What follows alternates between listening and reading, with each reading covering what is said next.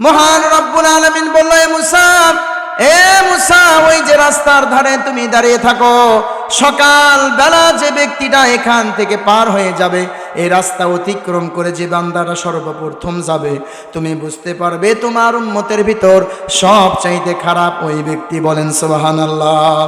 আল্লাহ রাব্বুল আলামিন পবিত্র কোরআনুল কারীমে বলেছেন, ইয়া আইয়ুহাল্লাযীনা আমানুত্তাকুল্লাহা হাক্কা তুকাতিহি ওয়ালা তামুতুন্না ইল্লা ওয়া আনতুম মুসলিমুন। বলেন আল্লাহু আকবার। সম্মানিত দ্বীনি মুসলমান, মহান রব্বুল আলামিন বলেন, ইয়া আইয়ুহাল্লাযীনা আমানু, হে ঈমানদারগণ, যারা ঈমান এনেছো, হয়ে যারা আমাকে বিশ্বাস করেছো, আমার দ্বীনকে বিশ্বাস করেছো, আমার রাসূলকে বিশ্বাস করেছো, আমার কিয়ামত দিবসে কে বিশ্বাস করেছো, তাদেরকেই বলতেছি, ইয়া আইয়ুহাল্লাযীনা আমানু আমানুত্তাকুল্লাহা হাক্কা তুকাতিহি ওয়ালা তামুতুন্না ইল্লা ওয়া আনতুম মুসলিমুন। তোমরা পরিপূর্ণ মুসলমান না হয়ে মৃত্যুবরণ করো না। সম্মানিত দ্বীনি মুসলমান, আমি আপনি গুনাহ করেছি, এত গুনাহ করেছি, সমাজের অনেক মানুষ জানে কিনা অথবা জানে না। আল্লাহ রাব্বুল আলামিন নামাজ হুকুম করে দিয়েছেন, নামাজ বাদ দিয়েছি ইচ্ছাকৃতভাবে। আল্লাহ রাব্বুল আলামিন রমজান মাসের হুকুম করেছে, আমরা রমজান মাসে রোজা রাখি নাই। টাকা দিয়েছিল, হজ করার কথা ছিল, কিন্তু হজ করি নাই। কিন্তু রাব্বুল আলামিনের কাছে যদি চাওয়ার মতো চাইতে পারেন, বলার মতো যদি বলতে পারেন, তাহলে আল্লাহ রাব্বুল আলামিন আমার আপনার জীবনের সমস্ত গুনাহ খাতা মাফ করে দিবে। বলেন সুবহানাল্লাহ। জীবনে আমরা এত গুনাহ করেছি, যদি সমাজের মানুষ জানতো, মানুষ সি করে গ্রাম থেকে বের করে দিত, কিন্তু জানে কে? বলেন জোরে, বলেন কে জানে? আর একবার বলেন কে জানে? কিন্তু কারো সামনে আল্লাহ রাব্বুল আলামিন প্রকাশ করে নাই। আল্লাহ রাব্বুল আলামিন বলেন, ইয়া আইয়ুহাল্লাযীনা আমানু তুবু ইলাল্লাহি তাওবাতান নাসুহা। বলেন আল্লাহু আকবার। মহান রব্বুল আলামিন বলেন, ওগো আমার বান্দারা, ও ঈমানদারগণ, তোমরা যদি তওবা করো, খাঁটি তওবা যদি করো, আমি রব্বুল আলামিন তোমার যত গুনাহ হোক না কেন, যতই নাফরমানি করে থাকো না কেন, যদি রব্বুল আলামিনের কাছে যদি সিজদায় পড়ে একবার যদি চাওয়ার মতো চাইতে পারো, বলার মতো যদি বলতে পারো, আমি রব্বুল আলামিন তোমার জীবনের সমস্ত গুনাহ খাতা মাফ করে দিব। সম্মানিত দ্বীনি মুসলমান, একটি ঘটনা মনে পড়ল, আপনাদের সামনে আমি এটা বলেই শেষ করে দিব। আল্লাহ নবী মুসা আলাইহিস সালাম একদিন আমার আপনার আল্লাহ রব্বুল আলামিনকে বলল, ওগো আল্লাহ, ও আল্লাহ, ইয়া রব্বুল আলামিন, আমার উম্মতের ভিতর সবচাইতে গুনাহগার কোন ব্যক্তি?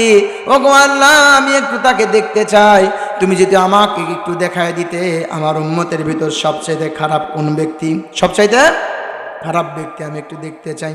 মহান রব্বুল আলামিন বলল, এ মুসা, ওই যে রাস্তার ধারে তুমি দাঁড়িয়ে থাকো, সকাল বেলা যে ব্যক্তিটা এখান থেকে পার হয়ে যাবে, এই রাস্তা অতিক্রম করে যে বান্দারা সর্বপ্রথম যাবে, তুমি বুঝতে পারবে তোমার উম্মতের ভিতর সবচাইতে খারাপ ওই ব্যক্তি। বলেন সুবহানাল্লাহ।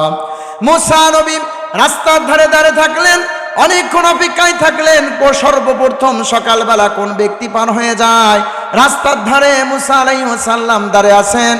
কিছুক্ষণ পরে একজন ব্যক্তি তার একটা ছোট্ট বাচ্চাকে কোলে নিয়ে সেই রাস্তা অতিক্রম করলো। মুসা আলাইহিস সালাম বুঝতে পারলো আমার উম্মতের ভিতর সবচেয়ে খারাপ এই ব্যক্তি। মুসা আলাইহিস সালাম দেখতে পারলো তার উম্মতের ভিতর সবচেয়ে খারাপ ব্যক্তিকে। এইবার মুসা আলাইহিস সালাম আমার আপনার রবের কাছে আল্লাহ রব্বুল আলামিনকে জিজ্ঞাসা করে, ওগো আল্লাহ, তুমি তো দেখে দিলে আমার উম্মতের ভিতর সবচেয়ে খারাপ কোন ব্যক্তি। ও আল্লাহ, আমার আর একটা আরজি আছে। কয়টা আরজি? একটা আরজি আছে। ও আল্লাহ, আমি তোমার কাছে বললাম, তুমি আমাকে দেখে দিলে আমার উম্মতের ভিতর সবচাইতে খারাপ কোন ব্যক্তি। ও আল্লাহ, আর একটা তোমার কাছে বলি, তুমি একটু আমাকে দেখে দাও আমার উম্মতের ভিতর সবচাইতে ঈমানদার কোন ব্যক্তি, সবচাইতে আমলদার কোন ব্যক্তি। বলেন সুবহানাল্লাহ। মুসা আলাইহিস সালামের কথা বলা মাত্রই আল্লাহ রাব্বুল আলামিন বলল, এ মুসা, তুমি ওই যে রাস্তার ধারে বসে থাকো, সন্ধ্যার সময় যে ব্যক্তিরা সর্বশেষ যখন এই রাস্তা অতিক্রম করবে তুমি বুঝতে পারবে তোমার উম্মতের ভিতর সবচাইতে ভালো ওই ব্যক্তি, সবচাইতে আমলদার ওই ব্যক্তি। বলেন সুবহানাল্লাহ। মুসা আলাইহিস সালাম মহান রবের হুকুমে, আল্লাহ রাব্বুল আলামিনের হুকুমে, আমার আপনার সৃষ্টিকর্তার হুকুমে রাস্তার ধারে দাঁড়িয়ে থাকলেন। সর্বশেষ সন্ধ্যার সময় কোন ব্যক্তি এই রাস্তা অতিক্রম করে? মুসা আলাইহিস সালাম অনেক সময় দাঁড়িয়ে থাকার পরে সকালবেলা যে ব্যক্তিরা সন্তান নিয়ে ওই রাস্তা অতিক্রম করেছিল, সর্বশেষ সন্ধ্যার সময় ওই ব্যক্তিটাই ওই রাস্তা দিয়ে অতিক্রম করলো। বলেন আল্লাহু আকবার।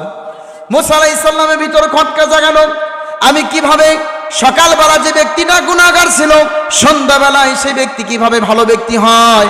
মহান রবের কাছে জিজ্ঞাসা করলো, গো আল্লাহ, সকালবেলা সেই ব্যক্তিকে দেখলাম তুমি বললে সবচেয়ে গুনাহগার ব্যক্তি, আবার সন্ধ্যার সময় দেখলাম ওই ব্যক্তি ভালো ব্যক্তি, কি জন্য হলো? সবচেয়ে আমলদার ব্যক্তি কিভাবে হলো আমাকে একটু বলে দাও।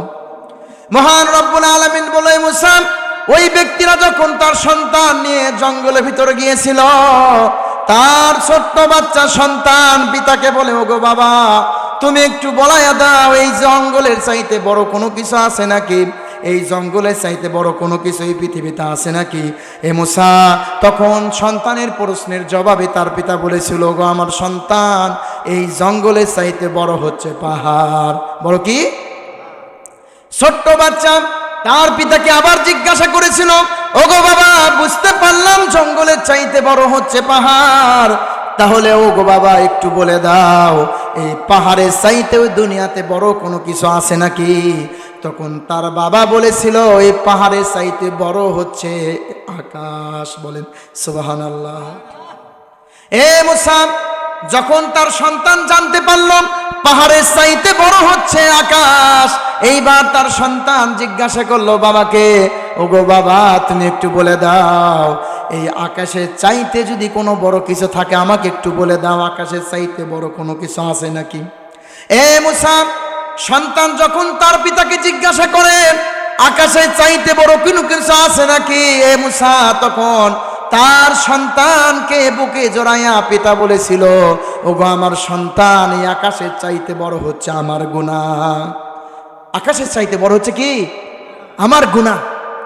এ মুসা সন্তান বারবার বাবাকে জিজ্ঞাসা করে, সর্বশেষ জিজ্ঞাসা করেছিল, গো বাবা, তাহলে বলে দাও তোমার গুনার চাইতে বড় কোনো কিছু আছে নাকি? এ মুসা তখন তার পিতা বলেছিল, আমার গুনার চাইতে বড় হচ্ছে আল্লাহর রহমত। বলেন সুবহানাল্লাহ। এ মুসা তার সন্তানকে যখন এই কথা বলেছিল, আমি রব্বুল আলামিন আর অপেক্ষায় থাকতে পারি নাই। সকালবেলা যে ব্যক্তিটা গুনাহ করেছিল, গুনাহগার ছিল, আমি রব্বুল আলামিন সেই ব্যক্তিকে সন্ধ্যাবেলায় আল্লাহর ওলি বানাইয়া দিয়েছি। বলেন সুবহানাল্লাহ।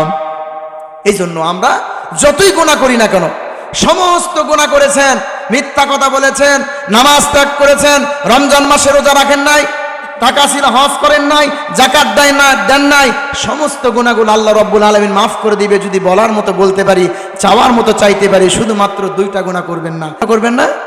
জোরে বলেন না। কয়টা গুনাহ? দুটা গুনাহ করবেন। যা বাদ বাকি যত গুনাহ করেছেন আল্লাহর কাছে সিজদায় পড়ে কান্নাকাটি করবেন, আল্লাহ রব্বুল আলামিন জীবনের সমস্ত গুনাহ খাতা মাফ করে দিবে। শুধুমাত্র দুইটা গুনাহ করবেন না। একটা হচ্ছে আল্লাহ রব্বুল আলামিনের সাথে শিরক করবেন না, দ্বিতীয় নাম্বার বান্দার হক নষ্ট করবেন না। বান্দার হক নষ্ট করবেন না। এই দুটা গুনাহ ব্যতীত যত গুনাহ করেছেন আল্লাহ রব্বুল আলামিনের কাছে যদি খাস তওবা করতে পারেন, এমন তওবা করবেন আল্লাহর কাছে সবকিছু বলে দেবেন, আল্লাহ কখনো আর গুনাহ করব না। যদি চাওয়ার মতো চাইতে পারেন, বলার মতো বলতে পারেন, আল্লাহ রব্বুল আলামিন আমার আপনার জীবনের সমস্ত গুনাহ খাতা মাফ করে দিবে। বলেন সুবহানাল্লাহ।